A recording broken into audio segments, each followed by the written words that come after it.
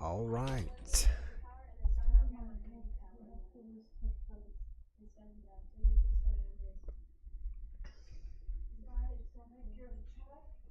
Mm-hmm. All right. Hello, everybody. Let's see, make sure it's working. It's Saturday night if you're here, and it's Sunday morning if you're on the other side of the planet. So happy Saturday and Sunday to you. Let me go back and do this. And if you are here and you haven't been here before, I've got to do a few things to set up the live stream. So please just hang out with me for a moment. And let me make sure that it's on first. So I can see if people are here. And yes, it's here. Looks like people are here. Typo, hello. J Norb, hello. Cher, hello. Penny, hello. Sophie and Francine, hello. All right, so I'm here. That's good. And let me finish up setting up. The Zoom link is below me. Now I'm going to add the Discord link if you want to join Discord and get to my rooms. Let's see. Okay, where is invite people? So I'm getting a code to invite you. So once you join the Discord, which it's totally free, and you set up your free profile, then if you use my link, you can get into my rooms. So that's there. And it looks like people can hear me, so that's cool. Let me go back and set a couple more things up here. If you guys don't know this, I have a second NDE channel, or a second channel that's NDEs only. So for those of you that only like to hear NDEs, you may like this. And on that channel, I made the NDEs shorter. And so that way you only watch the NDE only. So that's for the people that, don't have an hour to invest in the entire video. They have that there. And I've got 2 people waiting, so that's great. All right, give me a second. Let me do a couple more things here and we'll get going. Open Zoom line. And I just got to put a couple things here, and I think I'll have enough.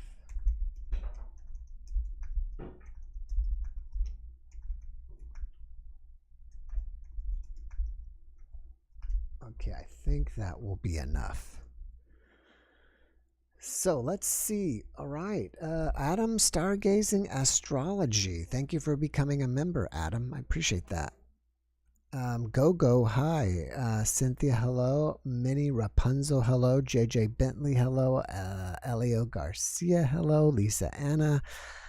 Irina, Tracy Haydog, John Obrick, Nikki Boland, Bruce Lamb, Mr. Mix Big or MX Big, typo. And everybody else is here. All right, so we're off to a great start. We've got 2 people here, so let's get going. Let's see who's first. I believe Sueda was here first. So let's see what happens with Sueda. And if, by the way, for the remote viewing, please don't let me forget, around 8 o'clock-ish, I'd like to show you what it was. Yeah, Boland, Bruce Lamb, Mr. Mix. And Sueda, if you were there, mute the YouTube. Everybody else is here. All right, so we're off to I'm going to mute it for just a second while I'm waiting for Sueda.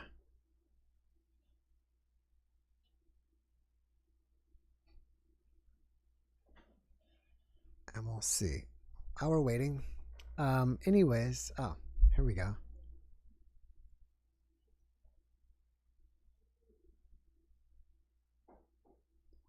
Sueda's dark. We'll see what happens. Uh-oh. I messed it up.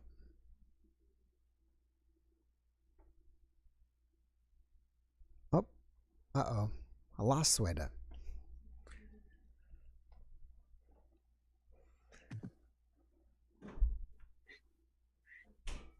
Hello. Hello. I hear Hello. you. I hear you. I just can't see you. Oh dear. Okay. You were in there the we black are. void. How's this? Everything's black. Do you have your camera covered with a lens cover? Oh, okay. Or are you in the black void? No, There we you are here with us. Not in the black void. And that's Sue Darius. And it's, how do you pronounce your name? Sue Darius. Oh, Sue Darius. So Sue D.A. Yeah, I don't know why it came out that way. Okay, well, it's a pleasure meeting you. And what is that behind you? It kind of looks like a radio. Yes. Is it a radio? It's an old radio that my dad had, an old shortwave radio. Yeah. Cool. That's really cool. I'd like to get a really nice, I'd like to get one of those, or, you know, a nice one as well. But I had one with a little crank, like these emergency radios, and I don't know where it is now, but it would be cool to have one. So where are you at? Where are you from? Centralia, Washington. Centralia, Washington. Is it in the central part of the state? Yes, and it's halfway between Seattle and Portland. Cool. Oh, but I'm originally from Canada, born in Quebec, but I married an American husband, so I'm living in the States at the moment. Nice. Are you close to Mount Rainier? Yes, we see Mount Rainier as we're driving around. A little further north of here, but yes. Nice. Yeah. That's cool. Yeah. That's awesome. So, all right. Well, what do you have to share with us today? Okay.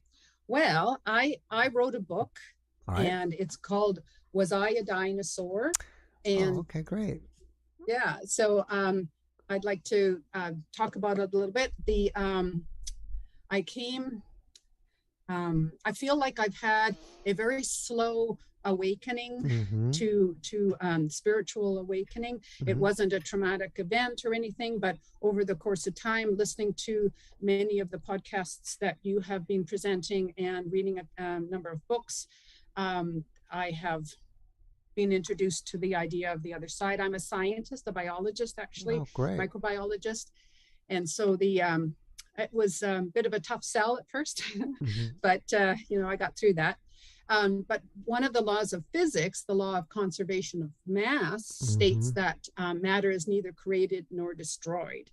So therefore, all the atoms on the earth, all the water on the earth is recycled. So the atoms in our own body that are in our own body now may have been in a dinosaur in the past, right? Yeah. And I thought that people seem to be focused on our differences right now, and instead of our similarities. And I wanted to introduce young children to the idea that diversity is cool, by introducing the idea of that we could have all been dinosaurs, and dinosaurs, of course, come in many shapes and different colors. And that was kind of my introduction to diversity for the children. So, yeah, this is I remember, I didn't realize who you were until you mentioned your book that we'd spoken off the air. Right. Now this is a children's book, but would you say it's more a children's book about reincarnation, or more about science, or about NDEs? Well, it's subtle, and I introduced it that we are energy, a point of light, a very unique soul, but on earth I have a body just to make me whole. So, and it's written in the form of a poem. But it's very gentle, very subtle. And then I go into the science part of it as well. And I've done all the illustrations. There are watercolor illustrations, and for instance, there's a wow, you're terrific. Polar bear. That's and awesome. Dinosaurs, and there's explosions. How long has your book been out for? It's was only let's see, I think it became available sort of February, March, that sort of time. Yeah. So when I spent quite a bit of time last year during the lockdown, developing the poem and then doing the illustrations. I had an injured shoulder, and so I'm actually an artist, and I do larger paintings, but at that period of time I needed to do smaller paintings. So now, have you had any paranormal experiences yourself? Myself, I've had, not really. I've had some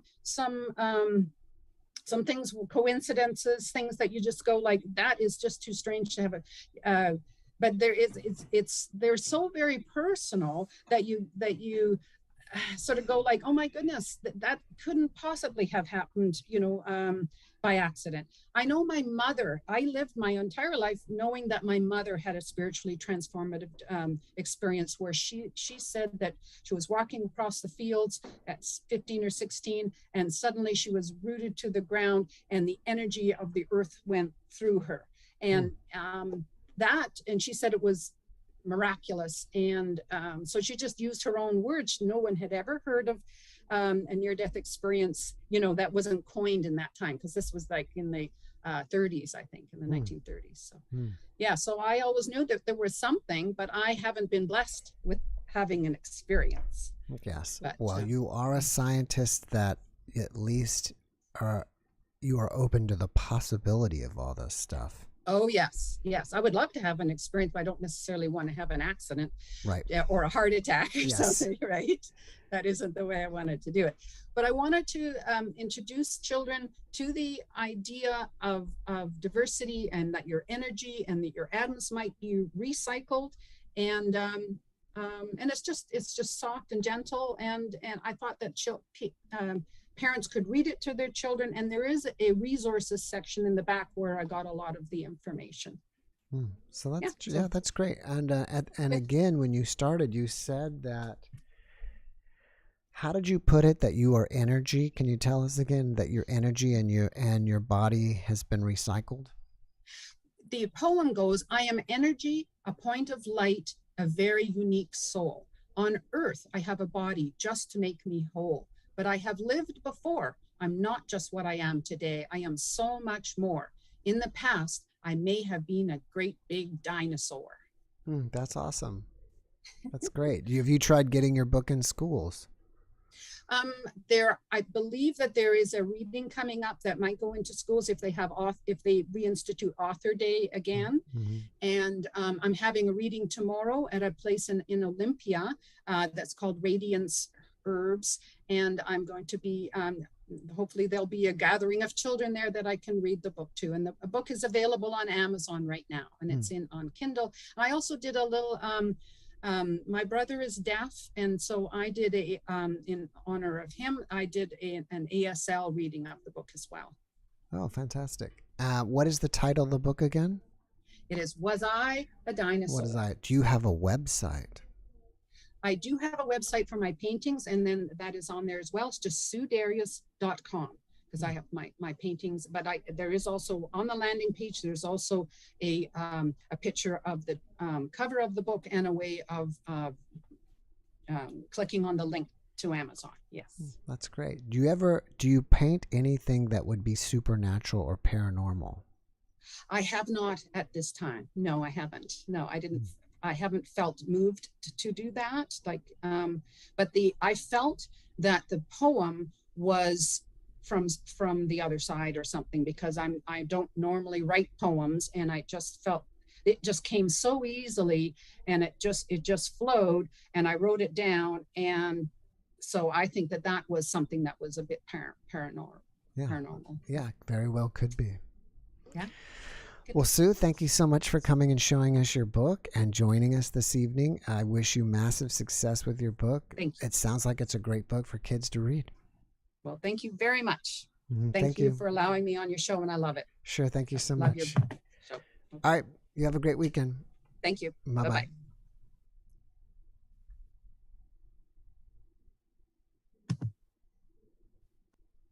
Oh, there we go. I was having trouble with that. All right. I believe Merlin was next. And we'll see what Merlin's up to, and if he's got us a reading for us. And we've got Adam here too, so we've got a busy evening. That's great. Hey, Merlin. He's connecting. Okay. Hello, can you hear me? Merlin. I can hear you. All right. How are you doing today? Or this evening? Great. Thank you. How are you?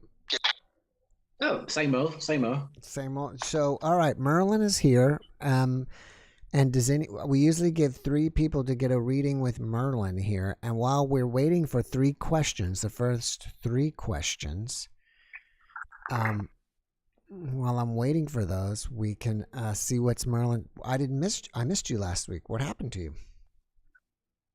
I felt off, and I just didn't really feel like I was any type of emotional state to do it. So now, have you been doing the readings on what is that, Discord? Yes.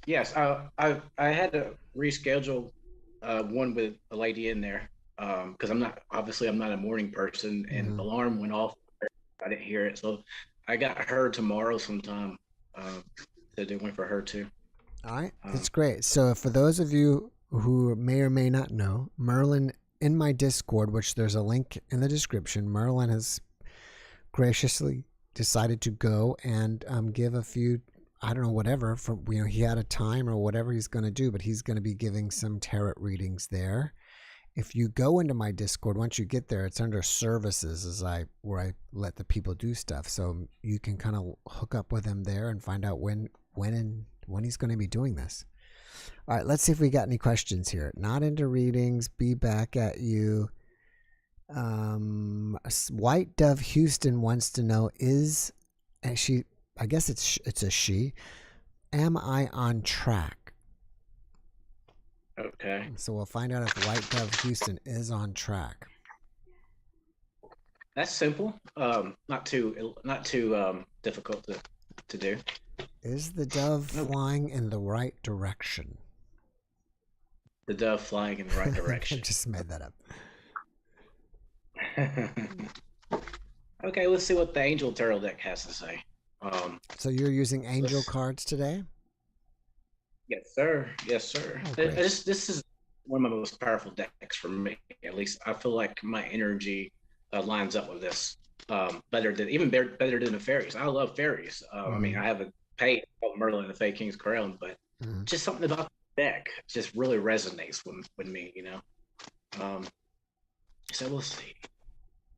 Is she on the right track? It's interesting that you mentioned fairies because I had someone else, a guest recently, that saw fairies, or we were talking about fairies. Can't remember who that was. Was it? I think it was the dude that. I know I had a guy that saw them during the NDE. If that's who you're thinking of. Yeah. But recently, even more recently than that, I think maybe earlier this week, we were talking about fairies again. Yeah, it pops up, don't it? I need to memorize my own shows. For some reason, I have so many shows every day, I can't remember them all. I don't fault you on that. You do a lot. So you can't feel bad about that. Okay, I got 2 cards for her, and they're both Earth cards, and it involves finances. Okay. All right. Interesting. I got the 4 of Earth in the upright, and 3 of Earth for her. So 4 and 3. That's crazy how it came out like that. 4 of Earth says being too frivolous or too cautious with money, good business decisions, going to those less fortunate. So it's like she's holding the pinnacle in traditional tarot, and she's being like, she's too afraid, and like, I guess kind of like, I'm not trying to insult this person, but kind of like Scrooge McDuck, or DuckTales. Okay. 3 of Earth, the power of creativity, recognition for very high quality work. Be a team player. So that's a 3 of Earth. I mean, it's not bad energy, but I feel like you're just being a little too cautious with money for some reason. So I hope that resonates a little bit. Like she's saving up for something, possibly. I don't blame her. Maybe she's saving up for an emergency situation. I mean, that's smart, but that's the energy that I'm getting for her, and see she's on the right track, correct? Right. I can't really get much of this. I have to draw more cards, but I don't know. We don't got time for that. Yeah. But if she wants a detailed reading, she can go Discord and direct message me, and I can go in more detail for her. All right, there you go. Let's see. Where is the next one? Tracy Haydock wants to know, when will her back improve? I'm guessing she has back pain. Okay. And I don't know. It's really weird. It's like usually the deck's not this hard, difficult to shuffle. I guess the energy or something. Not really. Maybe your energy's sticky today. Right. Yeah. It's very humid here in the South. Where are you from again, Merlin? Alabama. Alabama. You're in Mobile? Oh no. I'm like the Birmingham area. Oh, Birmingham. Okay, yeah, it's a nice area. Okay, I got a card. Okay, it popped up. This is what she's got. She's got the Knight of Air. It's okay. So that's good. It's the swords in the traditional tarot. Intelligent, decisive, idealistic, tireless. It says events that occur with great speed. Take time to carefully review your options. Creative solutions. Can you read her question again? What was she trying to seek? She wanted to know, I believe, if her back pain was going to get better. Okay. So maybe it sounds like to give her some time and maybe try some different solutions. Or review her options, because it's really strange that this popped up, So she needs to review more and be more thorough with what kind of treatments that could possibly help her. I know people are doing stem cell injections, but that's very expensive, so I don't know if she can afford that. But something like that. So. All right, let's see. Let's get one more in here real quick. Ask Merlin, what are the aliens' purposes here on Earth? That's from Jay Norb. That's interesting. I didn't know that tarot could cover that. Yeah, I would like to know that answer too. Mm-hmm. For real. I don't think the tarot could answer that, but we'll try.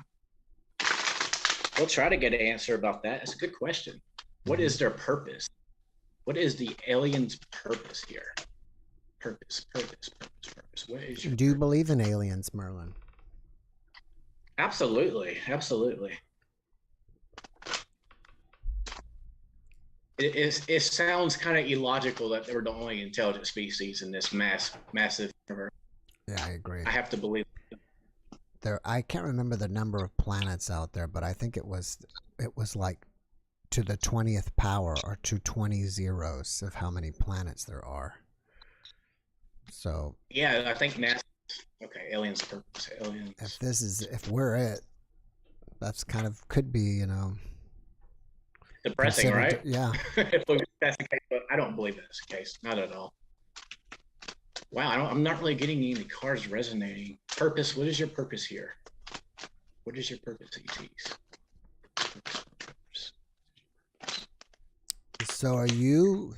Oh, there you go. Too much. This card doesn't make any sense. Too much going on at once. The need to make a decision. Consider a more physical approach. That doesn't even make any sense.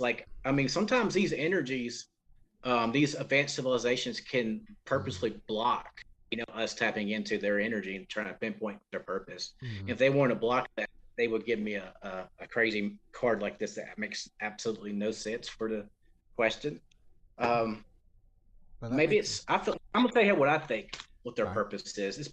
It's some of them are here to study us, and I believe some things are like interdimensional, especially like the apparition type entities that people see often. That's interdimensional for sure. Just recently, they came out with a paper that our brain can work in 11 dimensions, and so when we're thinking about something, our brain forms a literal 11-dimensional structure inside our brain. And when we're no longer focusing on it, it just goes back to normal, like it never existed. So so we are multidimensional beings. Because you can see it in the brain. It's just our brains can function so much more in 3D. But I feel like some aliens are here to help guide us on the right path, make sure we don't become another Mars, because they said Mars was destroyed. So I have to believe that the vast majority of these ETs are for the side of good. But obviously there's some that are just evil, that abduct people, stuff like that. So, but yeah, that's my opinion on it. So I just hope for the best about that situation. Now, I only had room for 3 of you guys, but if you want to meet with Merlin on Discord, just once you join up, are you just called Merlin on Discord, or you have a different name? No, it's Merlin. If you find Merlin within my pages, or maybe just search for Merlin, then you can hook up with him, and you can get like a full reading was what you're offering, right?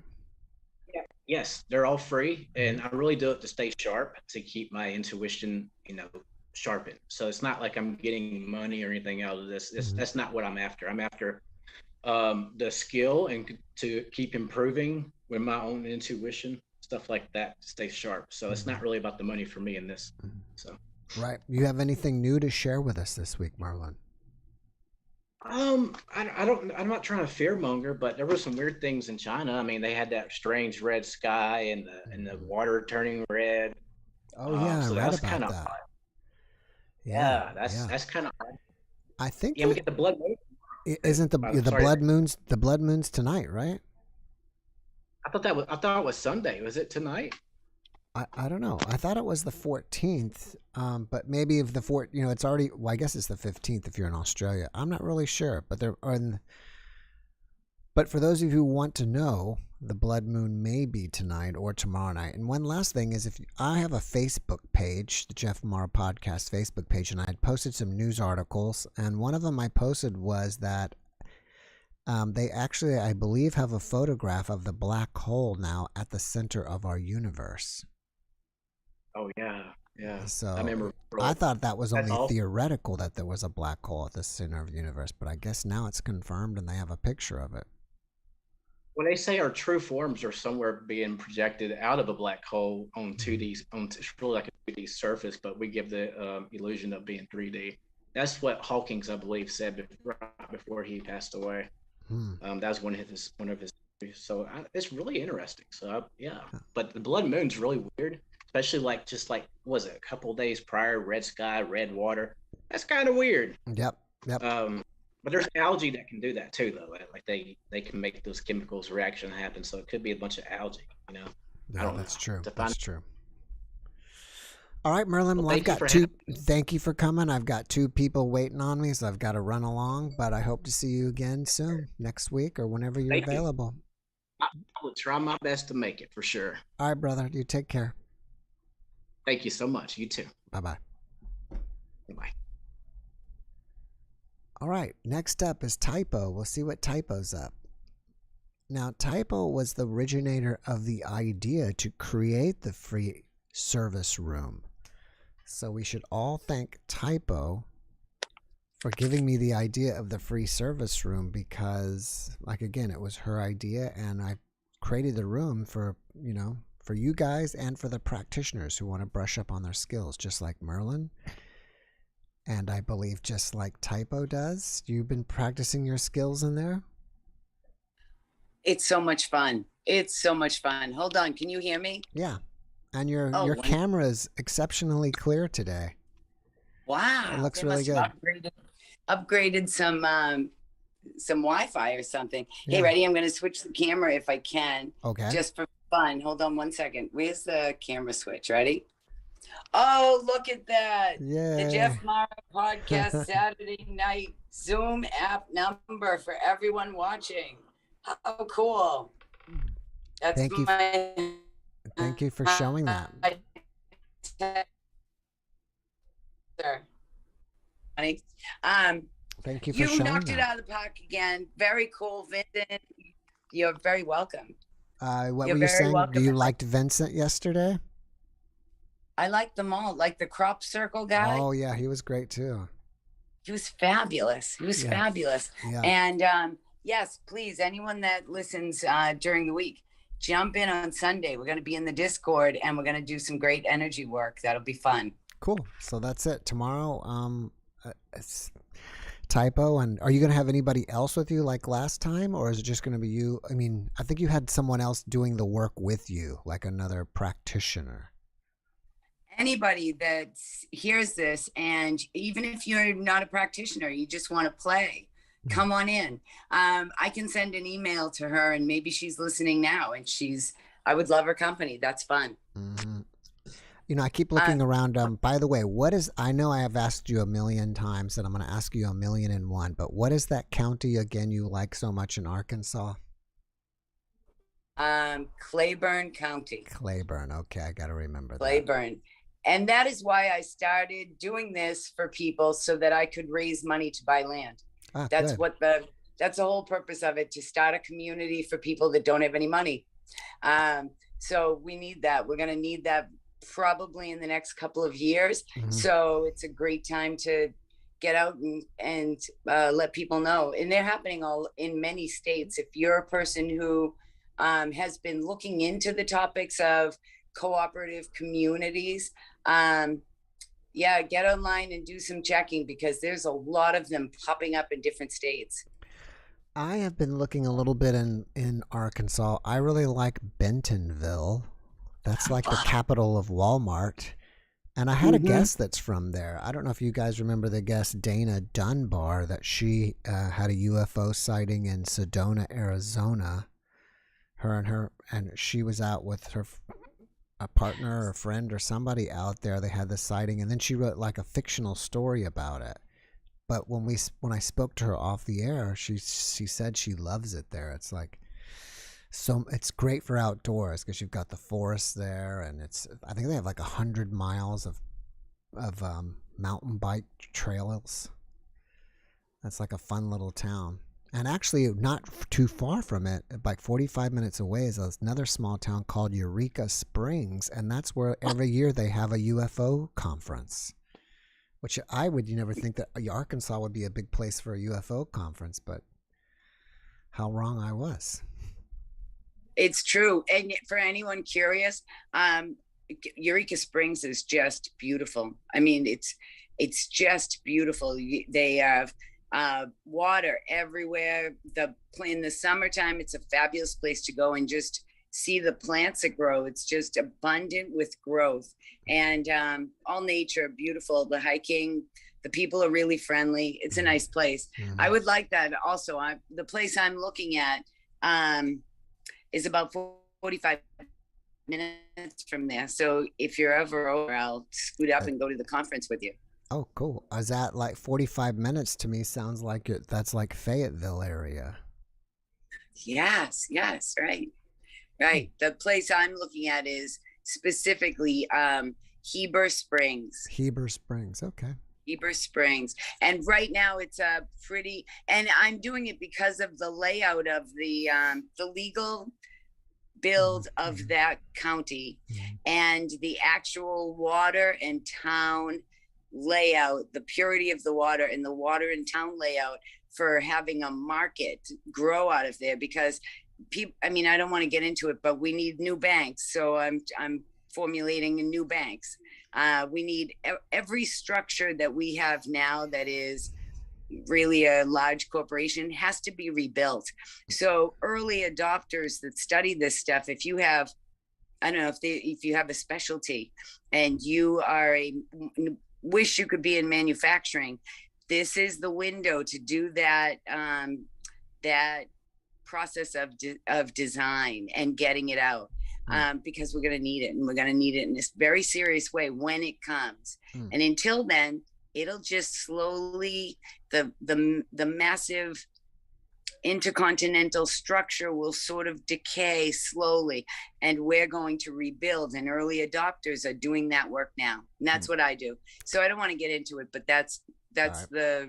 That's the process. What's interesting is in the 90s, I used to live in Georgia and Atlanta and Athens. And back in the 90s, they had co-op grocery stores where everybody's kind of works there as a part owner. And I think they had a lot of I don't know if organic was even around back then, but a lot of like local farmers and stuff. And it would be interesting if those places are still up and running, and if that's going to ever become more popular. Yes, well, they're actually very popular. It's just that the legal structure in many of these states has been decimated. So it really takes the open population to do it anyway. And we're getting there, right? We're having a lot of closure of production plants on purpose. We're having a lot of our I don't, it's not a thing for a Saturday night fun show, but we're having a lot of that go down. And so we need people by free will to just say, I need this in my town for people. Like farms, like small farms, like gardens, really beautiful. We need beautiful food forests going on. And we need that because we need humans to now rise and say that we've had enough. We've had enough. Now we're going to do it right. And that happens over time. And by all accounts, it's about 15 years. And I study near-death experiencers' stories, specifically looking for the keys when they're sent back, the keys to our medical issues, right? Because we know we'll be, and we're right on the cusp. And that's one of the things I study is biophotonics, right? That when I was talking about the way that we as people, if you talk to a medium, how is a medium getting a message from that dimension, another place? How is a medium doing that? Or if we bring in Uncle Fred and we ask him, right, what's going on? Or if I talk about the future and what's coming, what I can see in the future, why does that look like light in a line, in a line, and I can feel it, right? Or if I'm looking at somebody's house and I say, oh, you have a picture there, I can see it, it's right there in the corner, who is that of? Because that's the person I'm talking to. And they say, oh, that's Uncle Fred. And I say, okay, what am I reading in that? Well, all of us are reading photons, that we are light, right? So there's a big scientific study right now in the universities for biophotonics.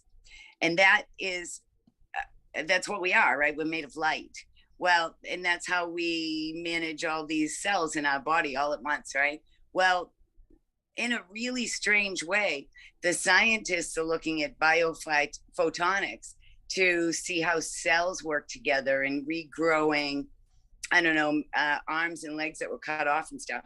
And while they do that, we over here in the supernatural realm actually exercise photons. We stretch them, we move them, we see what we can do with them, right? So that's so fun because it means eventually that's how we get med beds, right? That's how we get we've been told all this stuff by near-death experiencers, all the cool stuff we're going to make. And we're right on the cusp. So hey, can I take a minute? Because remember last week I talked about cards I wanted to make for people? Of course. And is that all right? Yeah, sometimes I'm not ignoring you. Just sometimes I've got to manage. I'm piloting the ship here. So for anybody who's watching, I have two computers and so I'm listening. I'm just kind of adjusting everything. So yes, please tell us. Okay. So I'm going to reverse what's it called? Well, maybe I can do it this way. Maybe I can just hold it really close. Okay. So remember when I said that what I'm finding from people that are calling is they have so many questions for spirit, right? So when you pray to your higher power, whoever you pray to, anybody, when you do that, as humans, we speak in English, or we charge that speaking with emotion. So say, for instance, I'm really sad, and I'm saying a prayer to God. Well, that's sadness, or maybe I'm really happy. I just discovered something. One of those, emotion adds a charge, and humans speak in English or in their language, whatever, they use words. However, when you're getting a message from spirit, they speak in pictures, because a picture is 1,000 words. They can get so much more quality to you in telepathy. So I'm going to just hold up a couple of cards so you guys in the chat room that I love can see what I mean by this. And then I want to know good cards that you wish I had designed for people, because this is really good. We want people to be able to get they're answers from spirit. Say you want to get a job, and so you're going to a bunch of interviews, and you're asking spirit, which one should I take? And you don't understand the answer. You might just get the feeling that you're not being heard. But let's take a look at some really fast. These are the most simple. And I'm going to put them up there, and I will totally put better ones up later that are more specific, like for jobs and money and all that. But this is the basics. So ready? See that stop sign? And it looks like a coloring book, right? It has no color. It's just the average everyday stop sign. That you want in your head, because if there's an emergency, you want spirit to be able to say, stop right now, put the brakes on. There's a little kid with a ball in front of your car. So you want that. And also, if you ever see a stop sign and it's really dark, it means bad, stop immediately. Like it's telling you the emotion behind it. It's bad. Here's one, ready? Should I do this? Well, that's my ridiculous picture of a car going down the street, and it says go on it. Now that's what I picture when I'm doing a reading to somebody and the answer is do it. I get this in my head. It's a really better picture then, but you get it. Right. So you make whatever picture you want, but it's going for now because you have free will. So you make the rules for your picture, and you can make anything you want as long as you get it. You get the message. Yes, do that. Yes, get that job, buy that megabucks ticket. If you see a path, it's showing you where you're moving to.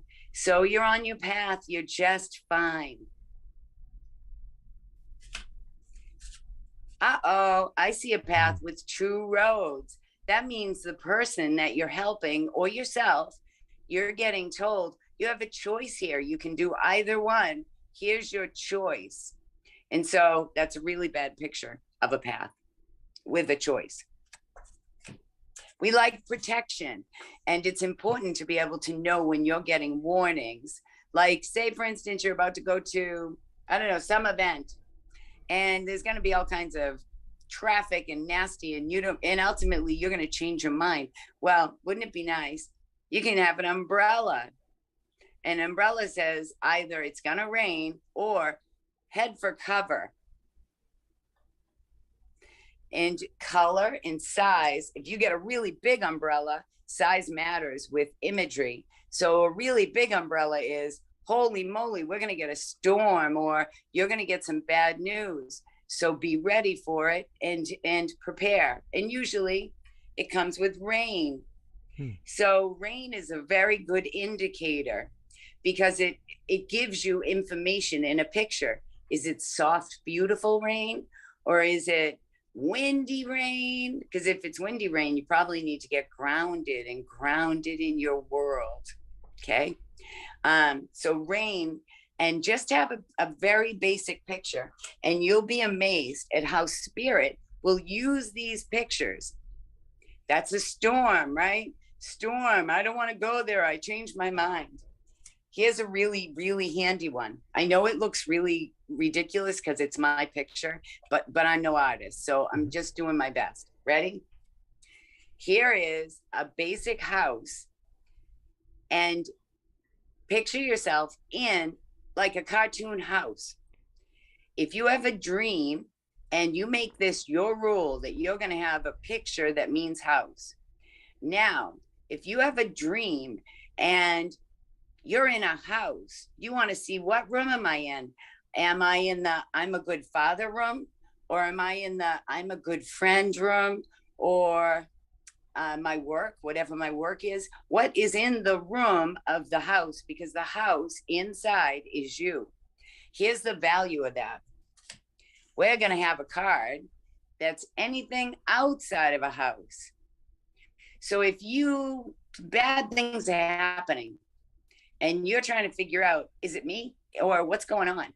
When you have a dream or you ask for an intuitive picture from your Uncle Fred, I'm looking, when he talks to me, when Uncle Fred talks to me, one of my first questions in my head is it an issue I can control internally? Or is it the outside world, the media, the news? Is it something I'm hearing from other people? Where is it? And that picture of inside a house or outside is really useful. I would like you to play with this and tell me. And here's the last couple. Ready? Which one is this? Defend. Okay. If you picture a tree. Now, if you're in front of the tree, then you are standing strong. You have your information. You have all the knowledge you need, and you're ready. So standing in front of a tree is a good thing for Uncle Fred to be able to tell you, so that you know you've done your homework. On the other hand, here's the opposite. Ready? Now we're behind a tree or running. And if you're running or you're behind a tree, it means, no, you're not ready to stand your ground. You need to do something. And then you can use your cards to say, okay, what is it that I need? Is it internal? Am I in a house? What room is it? Is it my work house or I'm a good mom house? Or is it the outside world and I'm seeing a house in a big prairie with lots of stormy weather? Is it the world? Okay. So there you go. That's just some fun ones. What do you think? I think it's pretty cool. Let me know, you guys in the chat, if I know my art, it like leaves a lot to wish for, but it's not about that. It's about your own thought, and all those pictures were black and white for a reason. Your Uncle Fred or whoever you speak with can now give you emotion, size. It can give you wind and rain, and wind means you're getting blown all over the place. You need to ground yourself and start again, start the process again, start thinking again. So there you go. Just a little fun for you guys. Love you. All right. I think it's great because it gives you a better way to communicate. Yeah, it's all good. Yeah. Have a great night. Thank you so much. I'm going to sit down and watch you guys, and I hope you call in because I want to say hi to you. Bye. All right, bye-bye. And next, we've got Adam Stargazing Astrology. All right, so that was pretty cool. Oh, and I wanted to get to this. Tranquil Forest Bird. Thank you so much for the super thanks. I appreciate that. I think it's great because it gives you a better way to communicate. And Adam, if you're there, maybe you can turn off your the YouTube broadcast. I want to say hi to you. Bye. Right, bye-bye. Because it's still playing. I put up this in case you never need to show me any Hello? questions. Hey, Adam. Hey, can you see me? Can you? Okay. I hear you, but I don't see you yet. Okay, let's get that video on. There you are. There you go. All right, we got Adam here. Welcome, Adam. Where are you from, Adam? Hey, so I live in Santa Cruz, California. Oh, nice. I like your room too. It looks really nice. All the plants you have there in the pictures. Thank you. Yeah, some artwork and plants and just some fun stuff going on. Are you a surfer since you live in Santa Cruz? I actually am not a surfer. I am an astrology nerd. Astrology nerd. Okay. Well, what do you have to share with us about astrology? So I am excited to be on the show. First off, thanks for having me. Thank you. So what we have to look forward to this week is we have the full moon lunar eclipse. Right. So this is the blood moon that got mentioned earlier, and it's going to be culminating on Monday. So the culmination means the high point or the point of intensity. So what's going to be going on with this is there's going to be the full moon in Scorpio. So the eclipses either occur on new moons or full moons. And they're either solar eclipses or lunar eclipses. And with this eclipse, we're having a lunar eclipse. And the lunar eclipse is really about bringing buried emotional baggage, buried emotional stuff up to the surface. and it is occurring in the astrological sign Scorpio. So that being said, the full moon in Scorpio is really the dream alchemist. And the reason why I call the full moon in Scorpio the dream alchemist is because Scorpio is all about facing our demons. It's all about facing our darkness and extracting and pulling out that darkness, shedding layers of that darkness. So it's going to be occurring in the moon sign, and the moon sign rules our dreams. So the next couple of days, we're going to have to pay really close attention to our dreams. There's a good chance with this full moon eclipse that if we have dream journals, we're going to need to write in those. And we're going to have some pretty profound energy come up as far as deep repressed fears, as far as things like taboos. Scorpio has to do with sexuality. It has to do with anything dark and anything hidden. Scorpio is also very linked to power struggles and power dynamics. So if there are any power struggles or power dynamics, those are really going to be heightened right now. And another strong aspect that is characterized by this are what are called the north and the south nodes.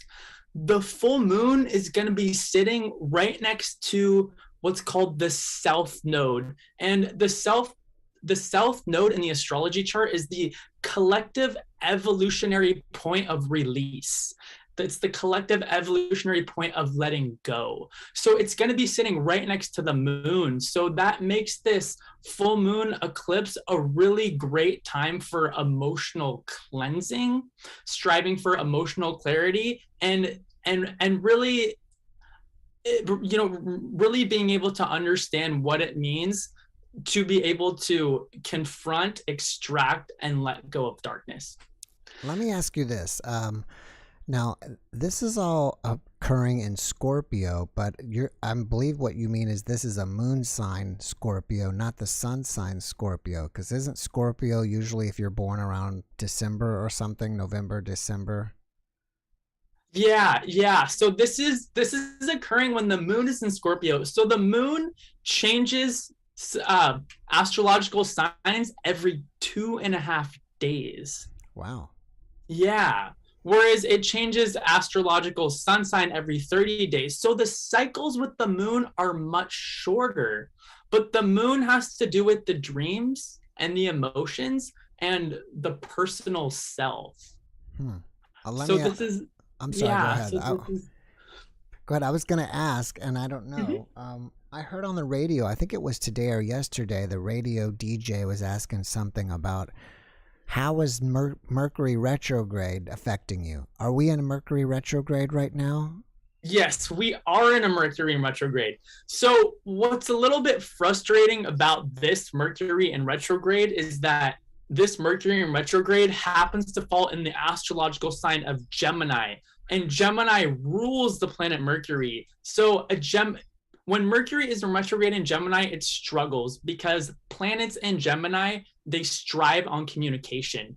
And whenever Mercury is in retrograde, it's more of a time of review. So that can create a lot of frustration as far as if you're trying to move forward with things at a much faster rate. Retrograde, we have RE in front of it. And RE is all about redoing, refining, restructuring.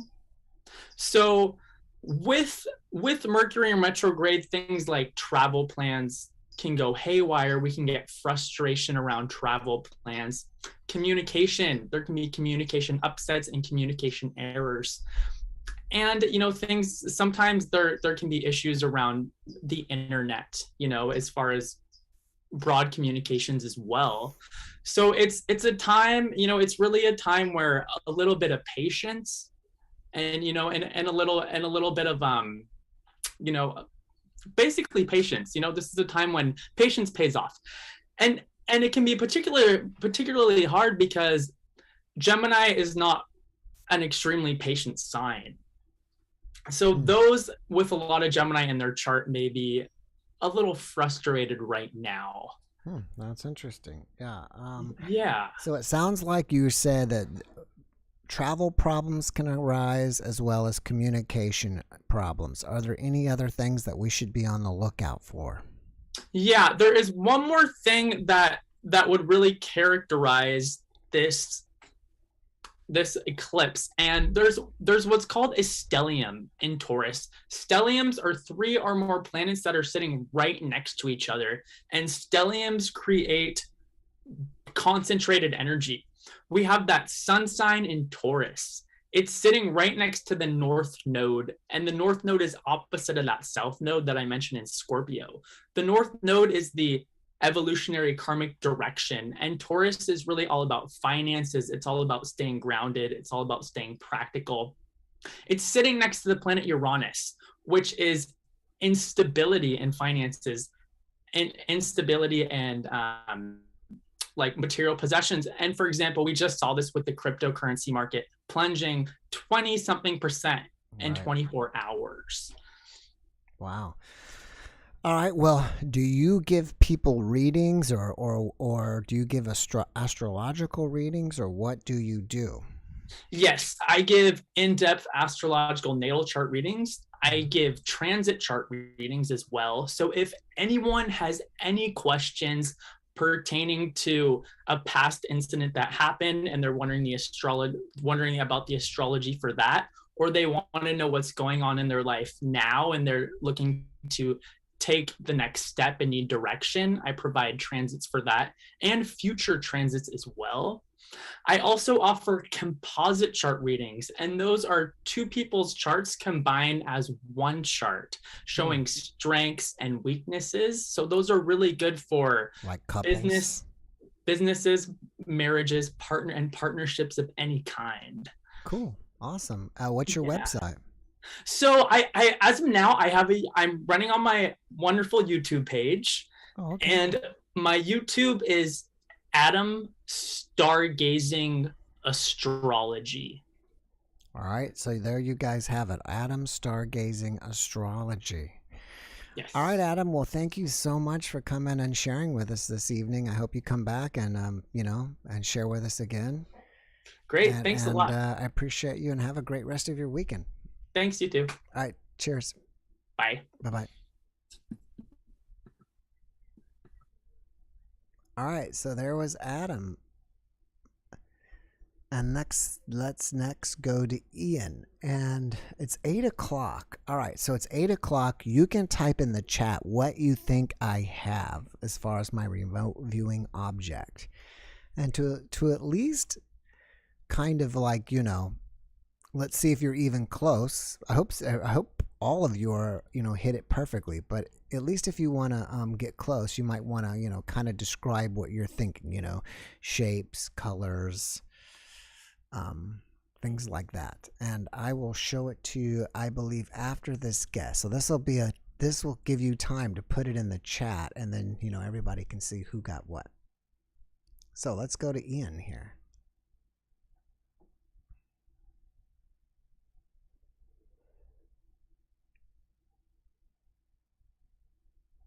And materials too. That's interesting. Like he said, a plastic toy or a cactus. That to me is how, it could be plastic. It could be a living thing like a plant.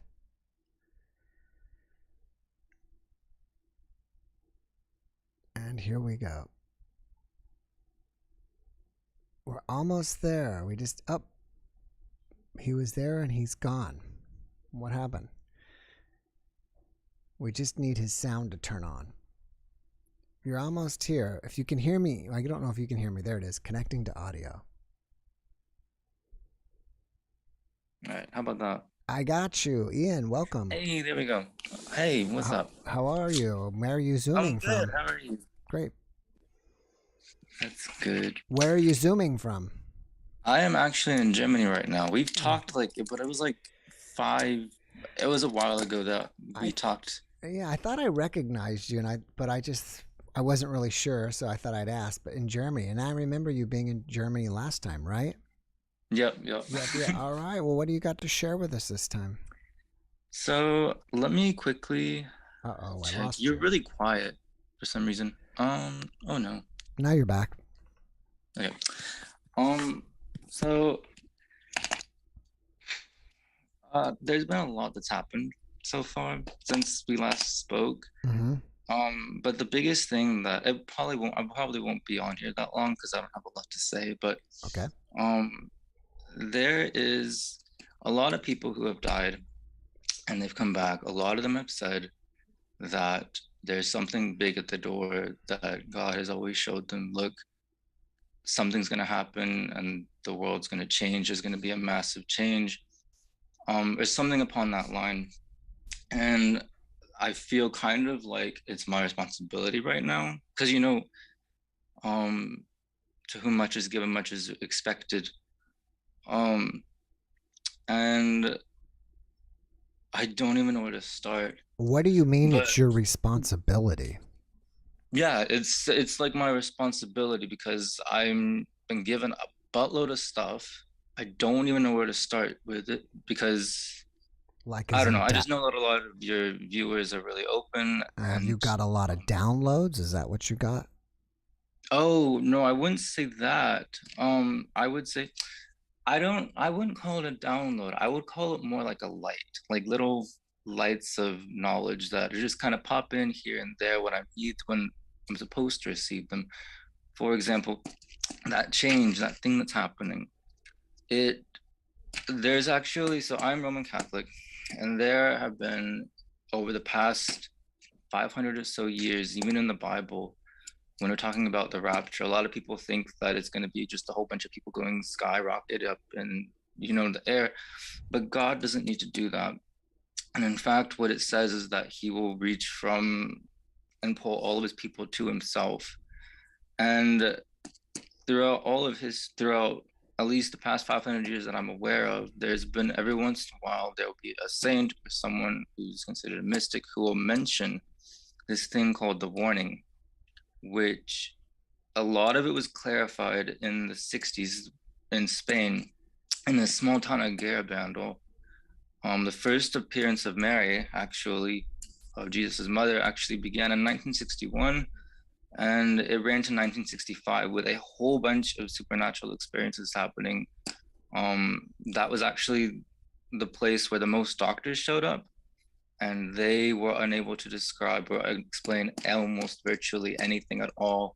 For example, they were like, so the main seers were like 4 girls, and they would undergo all these different experiences and all these different things would happen to them. For example, one thing is that when Mary would appear to them, they would often be just kind of, you know, doing their own thing, except then they would all come together and they would look at her, except every single time in the past when Mary has appeared, such at Fatima or Lourdes or anywhere, the people who see her are completely immobilized, but a lot of times their faces are described to kind of like glow, and people will poke them with needles, they'll stab them. Like one lady tried stabbing one of the girls with, I don't remember exactly which one it was, but she tried stabbing her with like scissors or something, and the girl didn't bleed, nothing happened.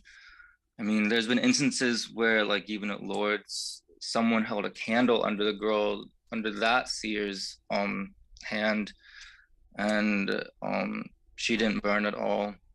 But there's these different instances that happen. I was actually reading up today on the warning, which is one reason why I was like, I gotta say something. But it goes into a lot of people, like bringing it back, a lot of people who die say that they come back with the message that the world needs to do better. That goes hand in hand with the warning. And by that, I mean, the warning itself it isn't meant to scare anyone. It's not meant to hurt anyone. It's meant to show us how God sees us directly. Because a lot of times we do things, we push someone, we make fun of someone, we hurt someone, and we don't know necessarily what they feel, nor do we know what God feels. And it's one of those things that it's an act of mercy, because these are Mary's words. It is to draw the good near to God and to warn others that they must reform. And then I was actually writing it still. I don't know if you can hear me. I don't know, but I lost But you. it says, Visually. it says, God wishes that through this warning we amend our lives and commit less sins against him. And the idea of it is that in listening and fixing ourselves up, for example, I mean, let's say that, you know, I'm really mean, and it's kind of just like what the warning itself is everything in the world is going to stop. And for a moment, everyone's going to become so infused with God for a moment that it happens to every single person when they die and they go through that life review. But instead of them being the judge, instead of each individual, it's going to be God who's going to kind of actually show us what he's undergoing whenever he sees this, kind of like a mini judgment. Now, I know that a lot of people say that when we die, there is absolutely no judgment, which is true. I will admit that I believe that 100%. However, we must also remember, if we're going to be using the Bible as a reference in particular, that, and a lot of other religions to be exact, that at the end of all time, we will be judged according to our works. Now, a lot of people forget that, yes, Jesus did die. His blood covers it all. It wipes away all that sin, which means that at that end time, it's not, I don't know how to describe, because I don't want to say that someone has accepted him or has not accepted him, because I don't know people. But it is basically, the warning is a correction of the conscience of the world. So she actually, one thing that she mentioned, that I was kind of one thing that she mentioned was that this stuff with Russia, this would be happening. This already was mentioned back at Fatima in 1916, I think is when the first one began happening, the first time when she appeared.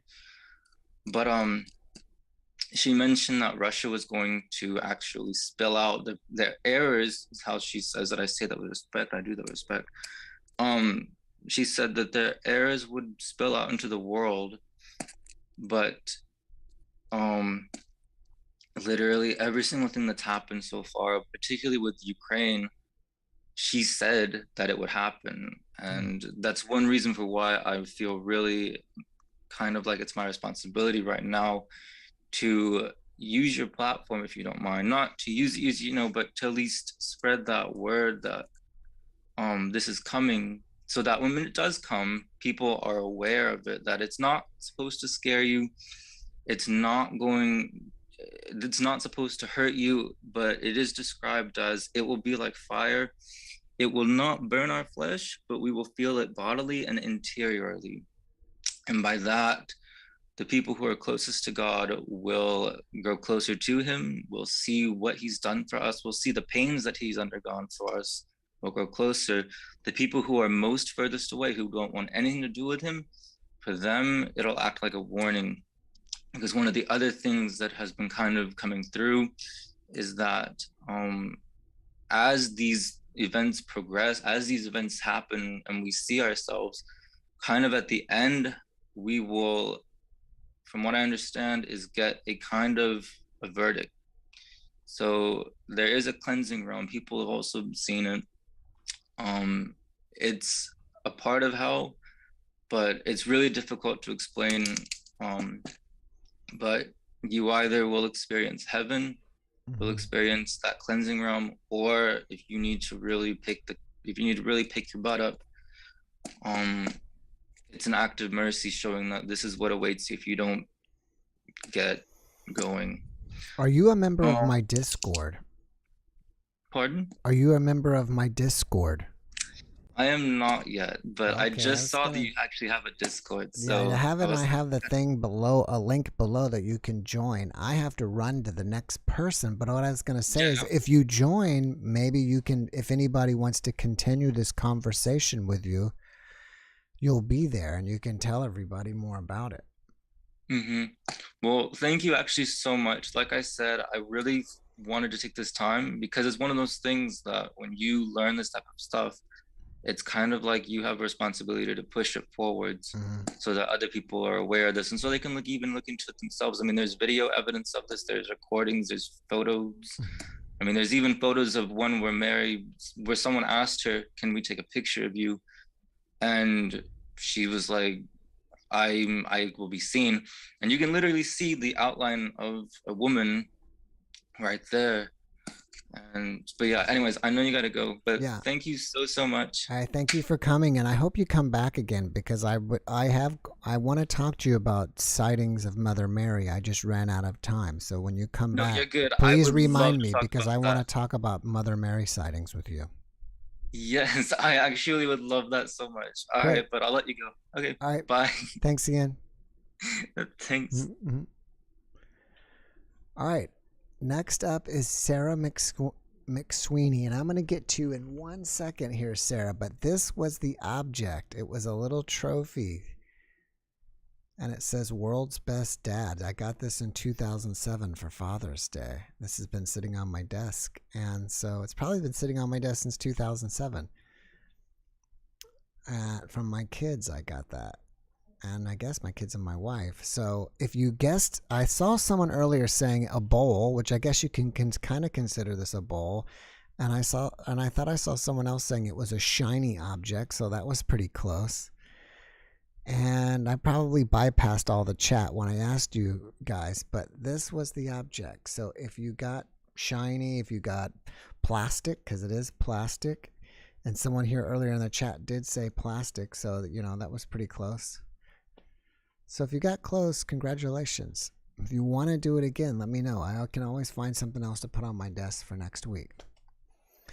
And from there, let's go to Sarah. And we've been busy. We've had a really busy night. It's already after 8. And we've been pretty solid. So if you've been waiting on coming in, you're up next. I mean, you can get in.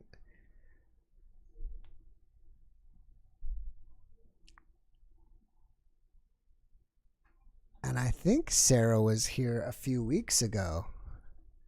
Her mic's not on yet, but I think she was here a few weeks ago and she was going to compose something for us.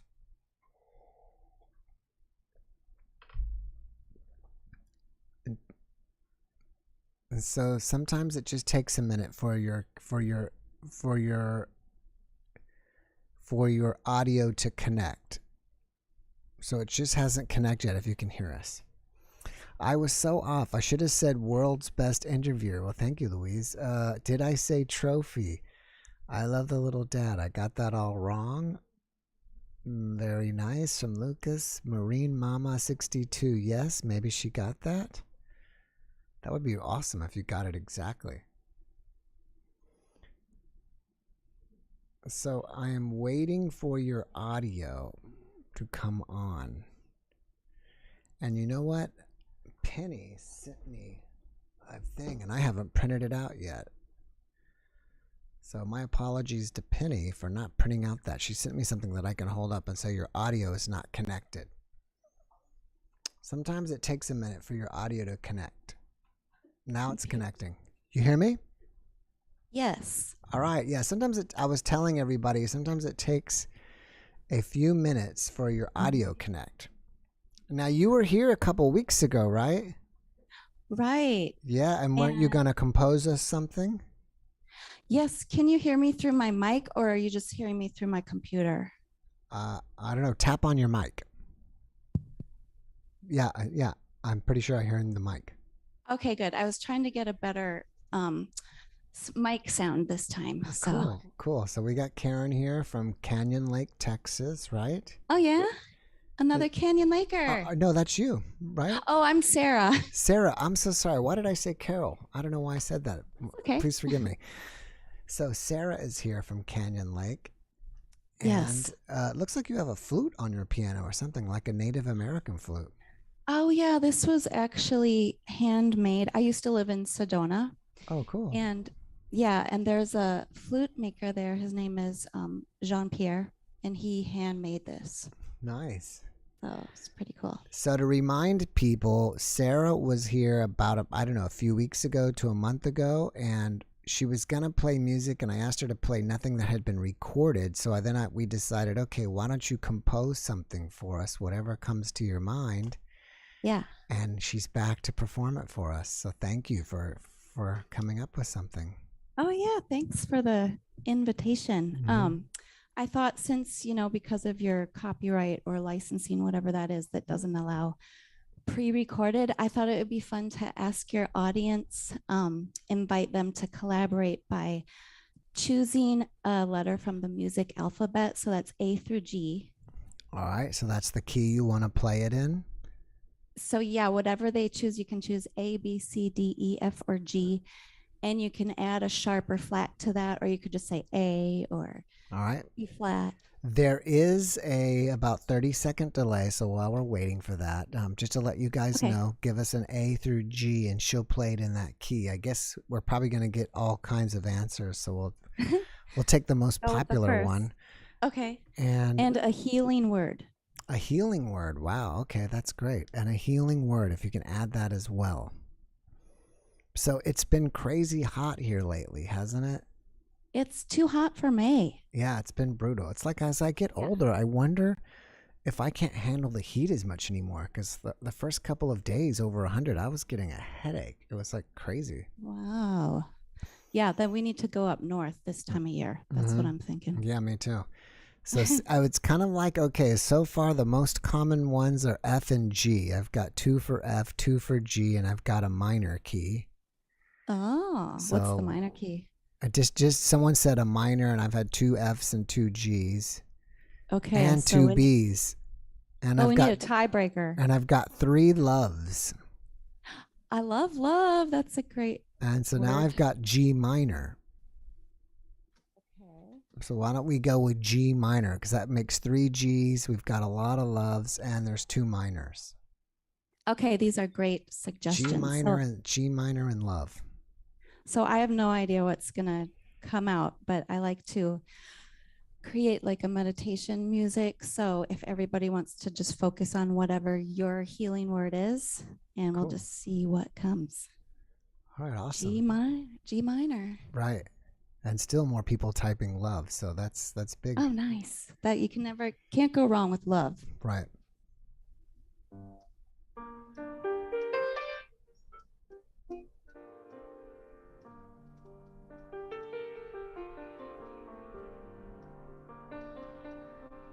Can you turn up your piano a little louder? It's hard to hear it. Oh, I wonder if the mic is using.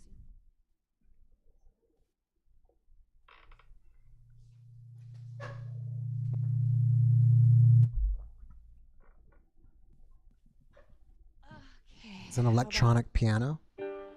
This is a real acoustic piano, so maybe that. I have the mic on it, but is that better? It's still kind of low in volume.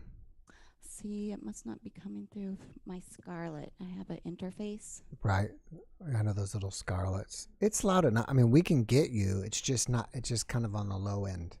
Okay, I'll play louder piano. Okay, there you go. Okay. Better?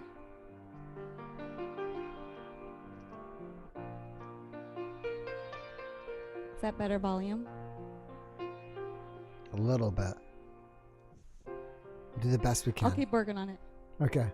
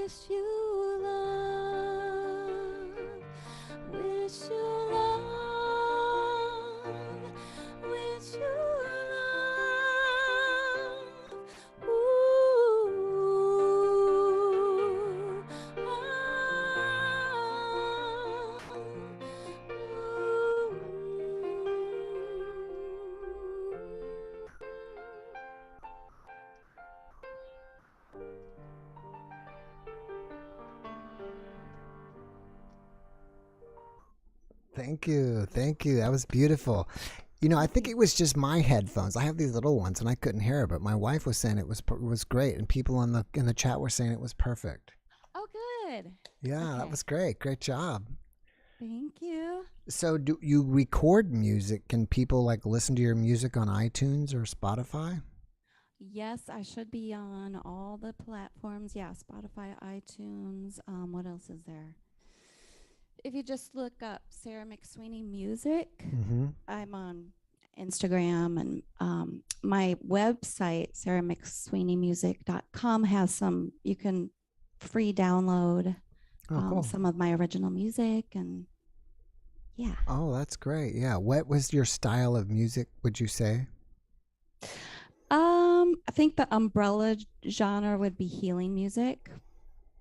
And I also I liked your astrology guest. I love to include astrology as well. Like if it's for a business opening or if I'm writing a song for someone's birthday, I might include their astrology.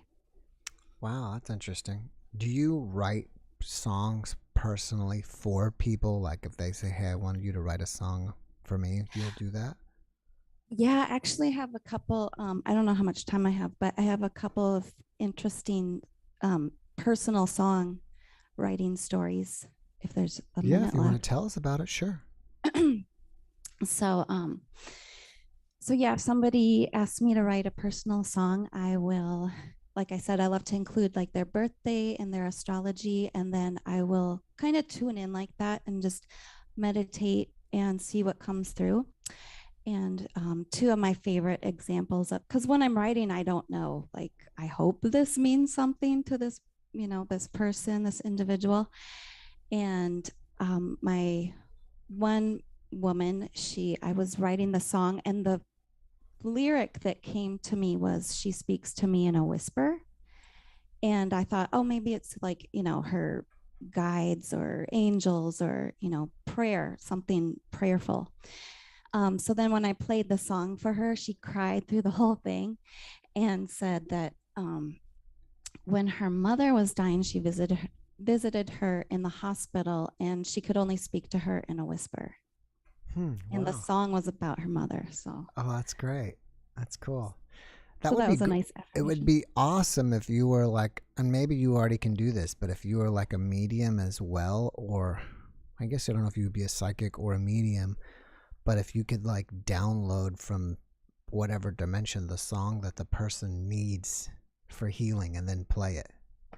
That's what I feel like I do. I mean, I don't know like what dimension it's coming from, but I feel like when I meditate, I'm just really open to receiving whatever message that person needs to hear.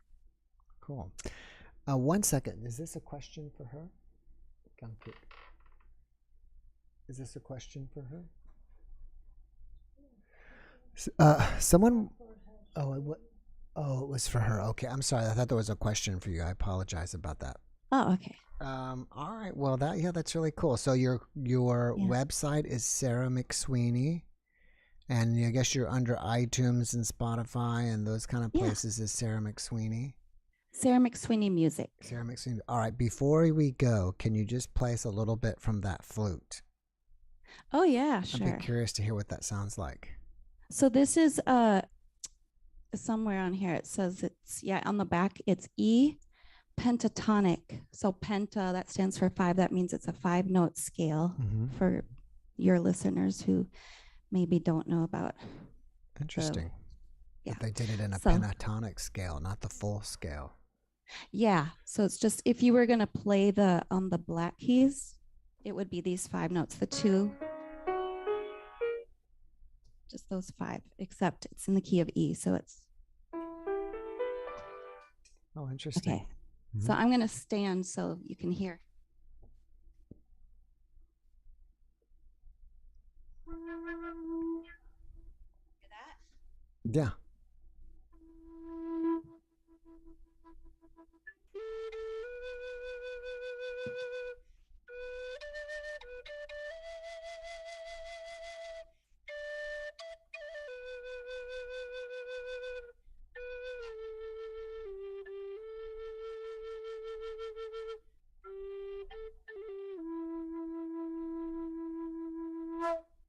Oh, that has a great tone to that.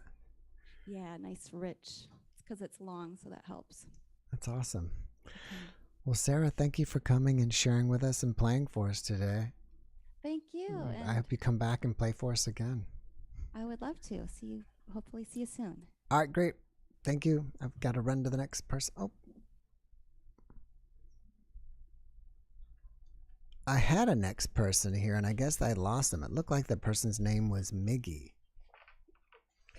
All right, so while we got a little space here till the next person shows up, I'll tell you about the next week. And I mentioned last week that I'm working on getting the actress from the movie E.T. and Cujo, and she's done like 230 something films. Her name is Dee Wallace, and if you've seen E.T., she is the mother of the children in the movie. And I have been corresponding with her publicist, and she's a channeler as well as she does other stuff too. I didn't know anything about this woman, and besides doing the acting, so hopefully I'll have her on pretty soon. Let's see, who do we have coming up this week? One NDE. I have Dr. Kumar, which was on before a few months ago. He's an emergency room surgeon, and he has started something talking basically about medical miracles. So we'll be speaking with him on that. I think on the 20th, I'll be with a man who has created a movie about aliens. And we'll be speaking about his movie. And I think I just have more NDEs, which you may or may not know these people. A lot of my guests are unknown people, which I am really proud to bring you brand new people that you've never seen before, so you probably wouldn't know their names. As well as at some point, I think I told you guys before, next month I have the guys that did this movie on Bigfoot, which should be pretty interesting. Now, on the JeffMara Podcast page on Facebook, I post always my videos there and stuff, but I post news articles. And this is a really interesting news article that I saw pop up. And let me see if I can pull the article up so I can kind of tell you more about it better, if I still have it here. Otherwise, I'll pull it up. But basically what they did is they took somebody's, here it is.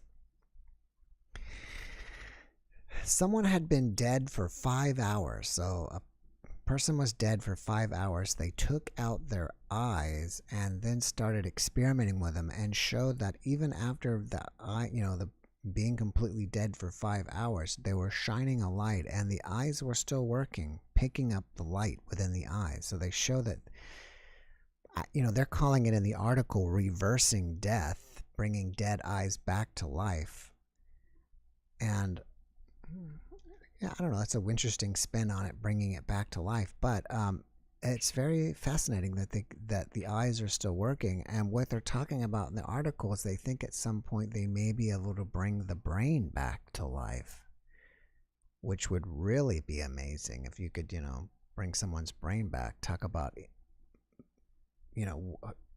would be the most amazing NDE stories if they could pull that off. So that's one of the articles there. Before I go to let you know about another one, again, if you want to join Discord, it's totally free. It's kind of like Facebook, but in my opinion, better. And all you have to do is go to discord.com and you just sign up for a free profile. And then in the link below, I have, or in the description below, down below, I have a link where you can join my personal rooms. And then I have like a couple rooms where you can chat, and you can video chat, you can voice chat, you can type stuff, post memes, links to whatever. As well as there's a third room that I created for people like Typo, who was here earlier, and Merlin, and anybody who wants to practice their energy or tarot or whatever they want to do. They're welcome to practice as long as it's free for everybody. So if there's anybody else out there who wants to do stuff like that, there's the room for you. And that room is called services. So you could just go in there and post and say, hey, I do, I'll give you a psychic reading or whatever. And you guys can all set that up. I have it. It's under my name. I don't really manage it too much, and I'm not there a lot. And so everybody's an adult here, and everybody usually, it all works out pretty good. And there is, how many people are in there? About 315 people. So it's pretty cool, and you may want to check it out. And so Mr. Cake is here. We'll get him in here. And while we're waiting for him to come in again, I have my new NDE only channel, JeffMara NDE Clips, where I just cut out the NDE part of the hour-long podcast and just post that only. So most of those videos are about 5 to 10 minutes. If you like to watch quick NDEs. Steven, what's going on today? Hey, everybody. We've got spirit. Yes, we do. We've got spirit. How about you? Yay. All right. And then my spirit friend just does all the work. So. She's your cheerleader. Yeah, she's the cheerleader. And then that song came out like I think it was 2014. I was like, yeah, that's like kind of like our song, I guess. She's just there cheerleading. And so have you been doing mostly juggling or dancing lately with her? Well, she gets me to dance. And I told you I put up a video. YouTube was like blocking it for sounds, but yeah, I figured they might. I had to quit because I could only go for 10 minutes and I was completely exhausted. I had to quit. Couldn't keep doing it. That means you've got to start working out. I've got severe health problems. Really? You never told us about that. You have asthma or something? Yeah, well, since my teeth were filed down, it's been downhill. It's been a nightmare. Well, I'm not sure if I remember that. Something sounds familiar about your teeth being filed down. Yeah, it's the kind of like I say, everything's a paradox in my life because it's like if a dentist files down your teeth, nobody cares, nobody takes it seriously, and you have to go to a dentist, but they don't care and they don't take it seriously, so then they make it worse, and then it's like you're in a vicious downward spiral. Why did the dentist file your teeth down in the first place? Yeah, well, first it was my dad who did it, and then I suffered for 11 years, and then I had no choice. I was in so much pain I had to go back in there, and he had another dentist do more work, and she ended up filing down my teeth even more. I mean, they just file until I get up and walk out. That's what ends up happening.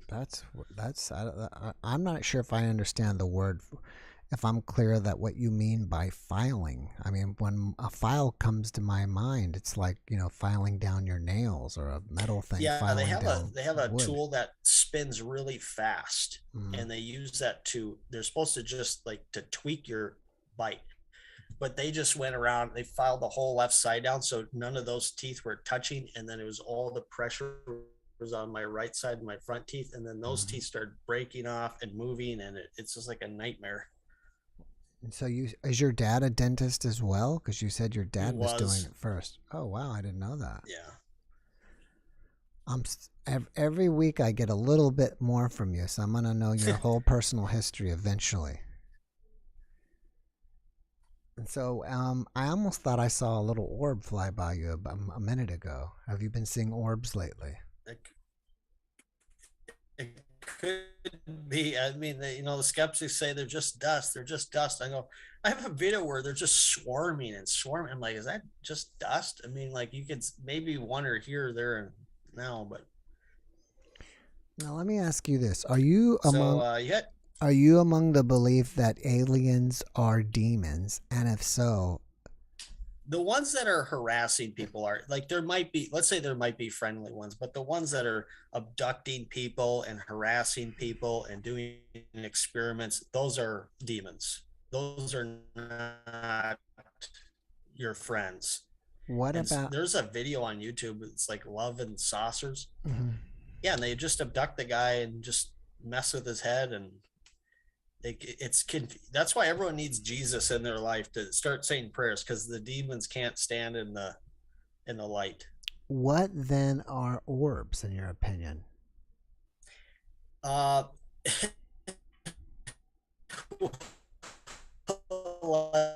I said, there's a broad category of what they could be.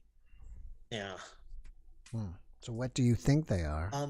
We talked about that last week. I think that spirit might be manipulating particles. I mean, yes, you can just like, I think a lot of them are just probably bugs on a screen. You know, like they go, oh, what's this? And it gets millions of views. And it's like, it was just like a bug crawling on a screen or something. Kind of looked like a ghost.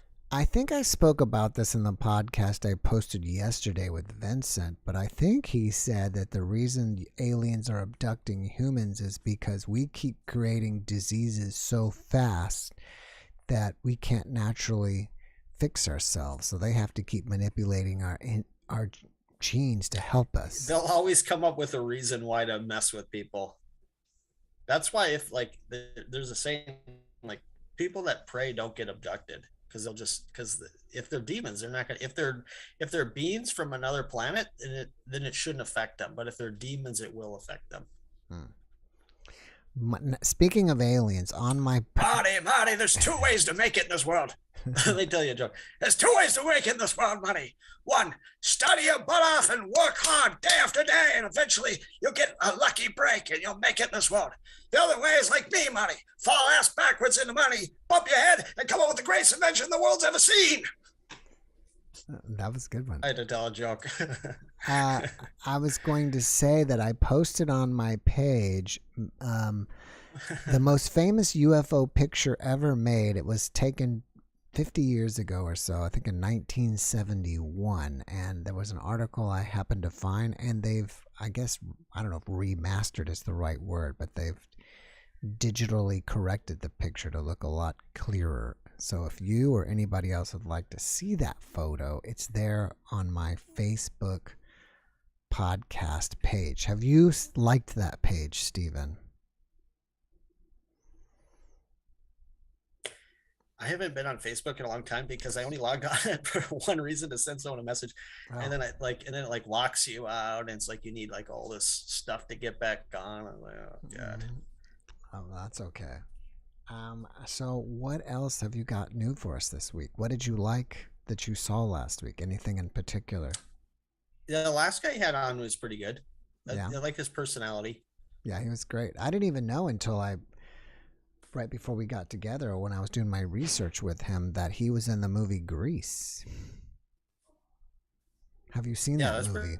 Pretty cool. Yeah. We were, I don't know if you know this, but I saw this interview with Henry Winkler, and actually Henry Winkler was the original person they wanted to play John Travolta's part, but he turned the part down because he didn't want this stereotype of being this gangster guy or whatever, Italian, tough guy. Did you know that Sean Connery passed down the role of Gandalf the Wise? He could have been a great wizard, but he said, let me do one of those crap movies that no one will remember. He said, I want to be in one of those. And I learned to slap a woman. Uh-oh.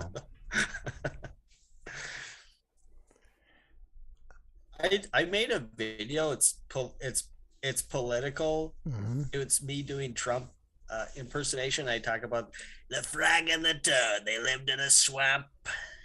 Two swampy creatures. The frog would say, ring it, ring it, ring it. And the toad, his brain wasn't working too well. They gave him the crown, and he ran the country right into the ground. So I'll post that if people want to see it. I think it's funny. Now, if you guys don't know, Stephen has his own YouTube channel. It's just Stephen Cake, your name, right? I'll post it below after. All right. So it's just under his name. He posts pictures of videos of him with orbs. He posts videos of him dancing with Monique, his spirit friend, and he posts juggling videos as well. Yeah, and I got other stuff jokes, like playing guitar. Yeah, and I do impressions. I do bits of wisdom, and so I wrote one down here. It's so convincing someone is kind of like getting them out of a Chinese finger trap. If you just keep using force and keep pulling, like they'll just dig their heels down deeper. So you got to use love and kindness, because so I just wrote, that's how if someone wants to convince me, it's not by calling me names, and they'll say, here's where you went wrong, and here's the facts, here's the evidence, and they do it in a kind way, and then I'm going to be receptive to that. All right. Well, I think I might have something for you. Some Ronnie Little was asking, Stephen, what has to your teeth and why? I guess Ronnie, I don't know if that's a male or female. I'm guessing it's female. She, I guess, maybe caught the tail end of what I was talking about your teeth and wanted to know what's going on with your teeth. But basically, you got them filed down. It's a nightmare. It's a nightmare. Yeah, you can ask him when he gets back to the chat. But are you on Discord, by the way? I know I probably asked you, but are you on that? I jump in there now and then, but I'm not talking much. You're not talking much. You're quiet. I see. I had to. Let's see. John Hammond on the show as apartments. This wasn't some condo that got demolished. This was an apartment. Change your life, change your apartment, change your DNA, change your gender, change your species. Now identify as a transsexualosaurus. Rawr. That's wow. All right, Stephen. Well, I'm gonna have. Oh wait, I thought I got one more question here for you, real quick. I got one more question for you. Let me pull it up. Joyce Banks or Lucas Too Late. I'm not really clear on what the question is. It just says, lol, I am married 20 years ago. He is 20 years younger than me.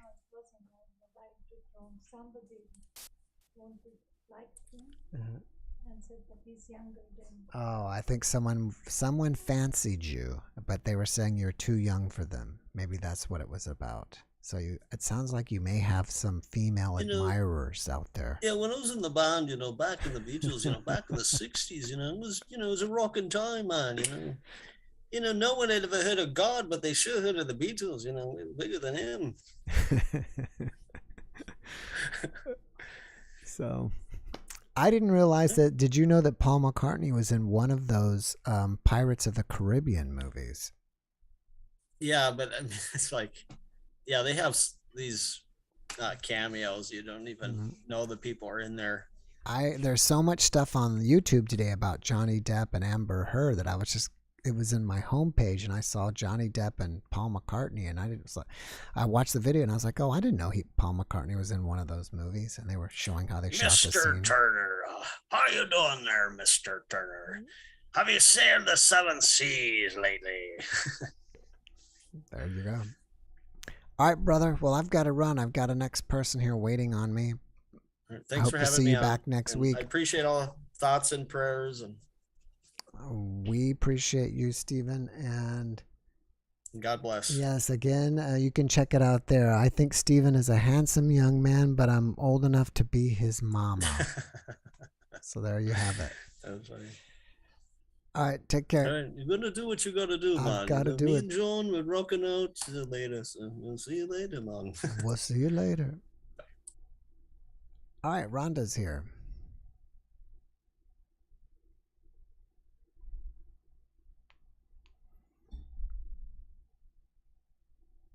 And she should be here just quickly. I was going to say something that I was talking about last time, and I don't know if I got to it or not. I guess I was talking about the different news articles that I had in my Facebook page. And by the way, you can even friend me if you're a Facebook person. You can friend me personally on Facebook if you want.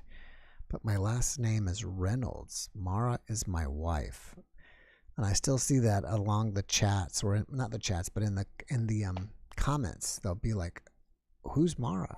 When they say that, because people will say, thanks Jeff and Mara for the video, and then they'll say, who's Mara? I thought that was his last name. But most of you guys probably already know who Mara is. But that is there if you want to friend me on Facebook.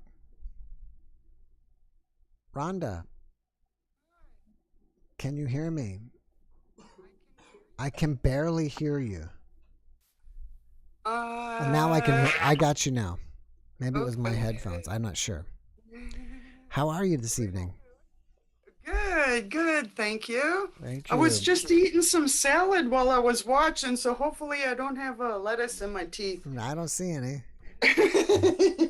Anyways, yeah, it's a good day. And, I guess I say with some of the chat that's been happening that, that the fact that we get to be here, we woke up this morning, that we're fortunate enough that we have computers and devices, electricity, things like that.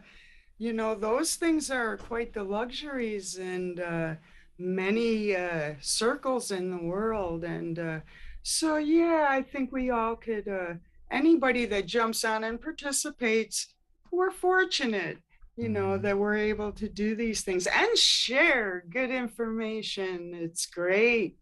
It's great. I was just putting on the chat that I wonder about you. Like this week, I've been wondering about you, Jeff, that because you hear all these crazy stories of every different thing. And, and you have to probably try to listen. You're listening, you pay attention, you let everybody talk.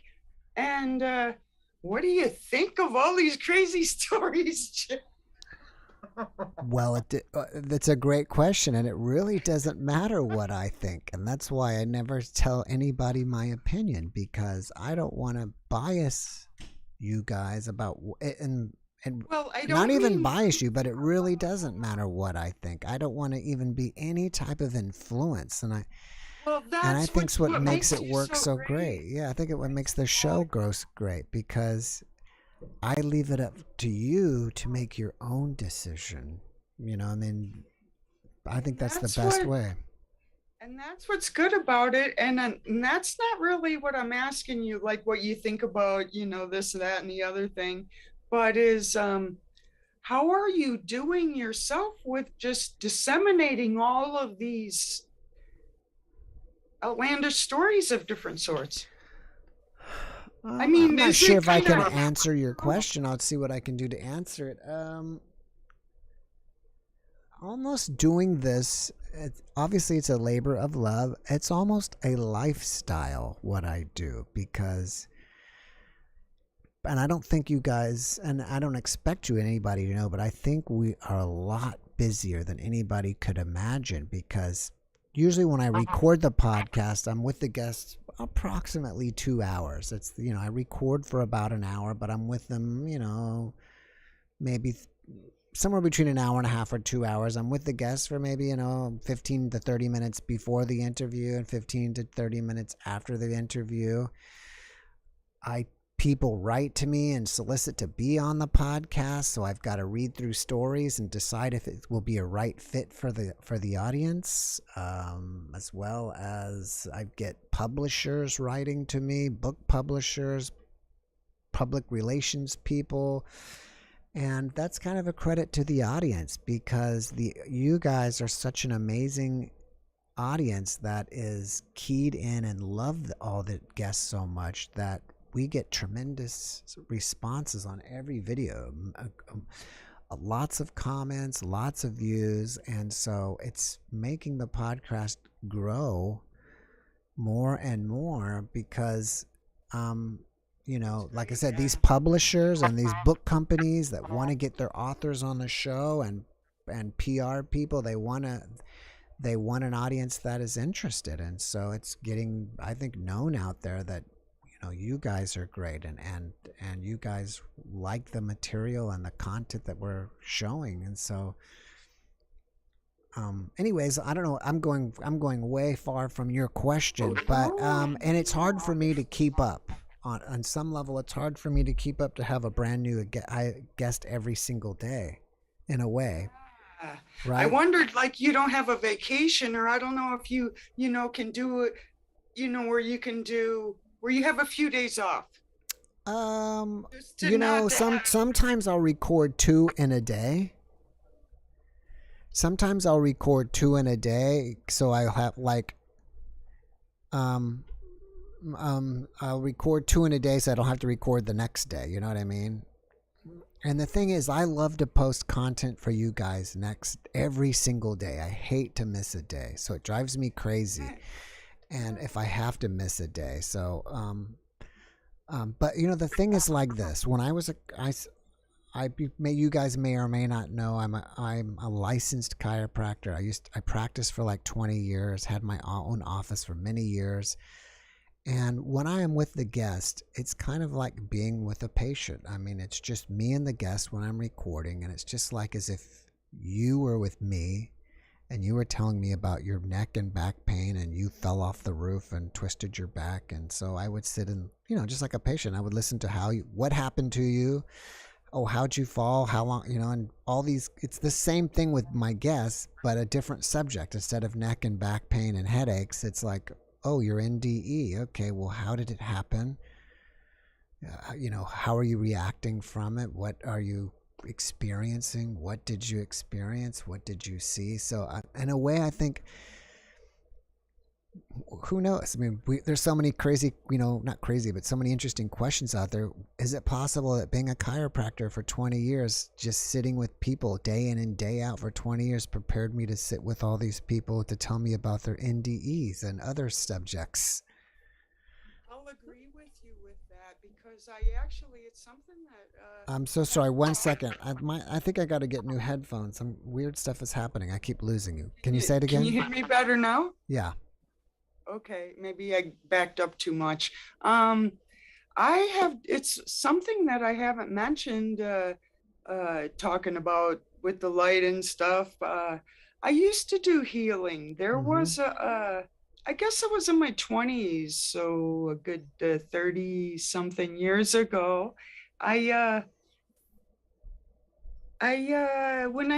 have it started out just if I'd had friends that had something was bothering, or it just seemed natural to be able to put my hands on them. And sometimes it's like massage, you know, you work out a muscle like a masseuse would do and stuff. But sometimes it's really just like a concentration, you know, because sometimes it's not something that you can massage, or you know, or something's really sore and you can't just, you know, work on them like that.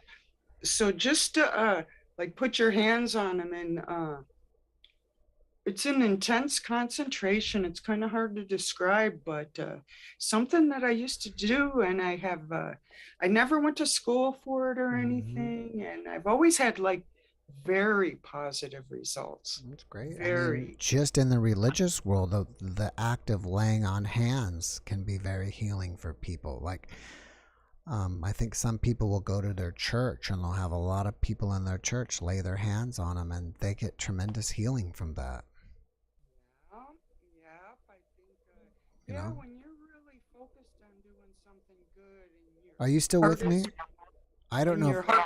I don't know if it's you or me. I don't know if it's my headphones. Haven't moved anything, yeah. Maybe it's mine. Maybe I've got to go get some new headphones. Can you hear me now? Yeah, it just kind of fades in and out on me. Okay. I don't know. Anyways, I don't know what to say. Can you hear me now? Now I can. Okay. So, did you see have you seen the movie E.T.? Years ago, yeah, when it came out. Yeah, so that is that. Thanks to you guys, I'm able to attract bigger guests, like this woman that was the mother in that movie. Wow. Hopefully, she'll be on in a couple weeks, or One thing. sooner go ahead. or later, or who knows what. One thing I will say too about like I had my first experience, my main big thing when I was 17. And I just didn't think of it, didn't anything about it. But I know that consequently, you know, I'd read about Edgar Cayce and different things like that. What came to me, I wasn't really like seeking anything. I never did meditation. I've never done anything like ayahuasca, whatever things that peyote, whatever things that people do to traverse the plains, let's say. Right. I've never done anything like that. Like the things that have happened to me, they're basically like just come about my ordinary, just trying to maintain just normal physical reality. And, being a spiritual person, always with that. Yeah. Well, I don't think you need to do ayahuasca or any of those things to, have a spiritual experience. Yeah, I've never done anything to try to like induce spiritual experience or make anything happen in any way. To me, that's almost kind of, you could get to where you're like, say, kind of conjuring. Mm-hmm. Do you want to have a spiritual experience like that? No, I mean, every minute of my life is a spiritual experience. So that's great. I don't know. To me, it's like, it's something you just can't avoid. I mean, I couldn't understand. I couldn't say comprehend or grasp a reality without saying having whatever, however you want to describe God, the true divine presence, how I would describe the true essence of our beings, the very love and intelligence that's the source of everything in creation. And, I don't like to dispute about that. I just think it's something so divine that it's something to aspire to in whatever way that, you find yourself that inspired. Yeah. All right, Rhonda. Well, on that note, I appreciate you coming and hanging out with us. Thank you for having me. And can I say something else quick? Sure. I could maybe go for another 10 minutes, and you might want to wrap it up since it looks like it's 8:00 here. I finally got the sound adjusted right. I can see you today. Mm-hmm. I got the volume on the Zoom turned down, and that aside, and the Zoom expanded to where I can actually see you, what's going on today. And it's nice to have a chat with you where I can see you. I feel like I'm like just talking in the cosmos last times before sometimes. And yeah, but one thing I will say, as far as you've asked me a couple times, or we talked a couple times about me living on the reservation. Mm-hmm. I'm almost on the reservation now. I just actually moved off the res after 21 years because I was able to buy land, and I didn't feel in my conscience that it was right for me to buy land on the Indian reservation, because I think it should be for Indians. And I won't get into all of that. But what I will say on that note is, I'm originally from Chicago, and you question me about that, but it's been a long time since I lived there. So, but I noticed when I like look back at like the first time I was on, like last August, I said something to give me up, like kind of like get in the car, And my friend got me a shirt from Chicago this week, and that's great. Nice of her. And anyways, I could tell crazy stories, but I won't get into all of that. Well, you can come back next week and tell us one. Talking about how you can, like, people will have an impression of you for your accent. And I experienced that here just off the res border town. I won't get into that either. We'll want to stay positive. Right. So anyways, but still it's a reality. People think that I'm, more Blackfeet than I am, because I have developed an accent from being on the reservation. Like, so say in 99, the first year that I lived on the reservation, and guys joking with me, oh yeah, we got to give you an Indian name, and I was, oh yeah. Went back to my magazine, and they're really looking at me, and oh, you want to know? And I told them in Blackfeet, what's up, Signapiaki? Crazy white woman. They're like, oh geez. But anyway, so I've learned a bit. Cut dry meat, I can sew moccasins, make berry soup, things that a lot of local people are not knowledgeable about. So anyways, and then Yeah, it's funny with the accent thing. I lived in Florida, and when I moved to Florida from Chicago, my friend said after just like a couple months, "Oh, you sound like a redneck already," you know. And if I'm around, if I went to Florida, I'd probably start having a little drawl going. And yeah, it's funny. I'm just bringing it up because in this world and today, people have impressions, and it's funny how people will judge you for certain things. And one thing, so because of our last, and I'll quit in a minute, but I was looking online about native humor by natives. I'm like 3%, barely native, one little tiny black toe. Right. So anyways, here in Montana, they call them Blackfeet. In Canada, the tribes that got separated by the border in Canada are Blackfoot Indians. And Kainai North Pagan here is the Southern Pagan, Amskapi Pagani. Anyways, yeah, it's something that I think it's a good thing for people, non-natives, to, to have a little bit of, what you have time for, to learn a little bit about it, because, yeah, a lot of things are sad and, could use some positive reinforcements. I think you're lucky living on a reservation or near one. I wish I did and got to know that community. But from where I am, the community's not, Yeah. And that's how it is where I am in this town. I won't say right now because there's that thing. Anyways, but yeah, living on. I'm so fortunate to have learned all these things and develop a little bit of an understanding, because it took me a long time. It took me like 10 years of hanging out to be able to kind of get my thinking kind of opened up enough to hear. All right. Yeah. Well, Rhonda, I gotta run. Okay. Yeah. Well, thanks. Thank you for hanging out with us. I will see you hopefully next time. Behind the scenes there. All right. Yeah, she's right next to me. Have a good night. All right, you too. Bye-bye. Bye-bye. All right. So next week, for those of you who are still there, here, 176 of you, next week, actually on the 21st, is my birthday. And I'll be with my family during the day, and then I'm going to still stream at night with my second family, which is you guys.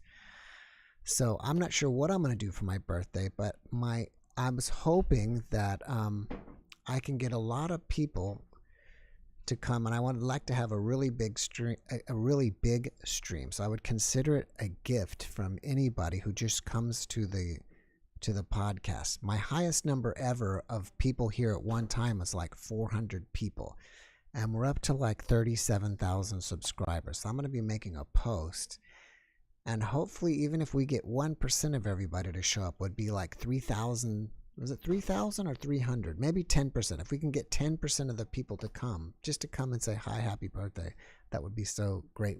I would be so appreciative of that. That would be a great gift for me. So I'd like to see if I can make it my biggest stream ever and get, 3,000 people here at one time. I think that would be really cool. I don't have anything here for you to remote view. I don't know if you wanted to remote view or not, but I can try to think of something real quick. I don't know if anybody said anything, so I'll say yes or no while we're there. There was someone who gave me a super thanks, so I wanted to say thank you for that. I think that was Lisa Anna, so thank you, Lisa Anna, very much for that. And anything else here? So I'll wait for a second. Again, I will be. We got some hopefully some great shows coming up for you this week. No, I usually want to do something that's totally random, something completely different from that. Okay, I got something else here that's on my desk.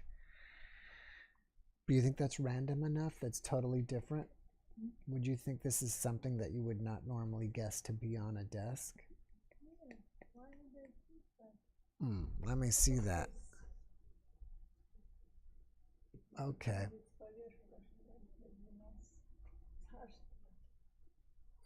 Well, should they be doing the whole thing, or they got to either guess the entire thing? Let me see if I have one other thing real quick. Let me see what else I have in here. My desk like thing. I think this is good. Next to me. Just to see if there's one other thing. I have something here, but let me check one more thing.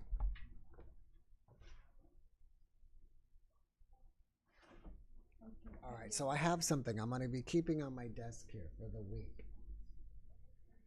So you guys can practice for a week to see if you can think of that. And for the early birthday wishes, thank you very much. And that was another weekly podcast. So guys, I hope to see you back next Saturday. And have a great week. I wish you all the best, and I love you all. And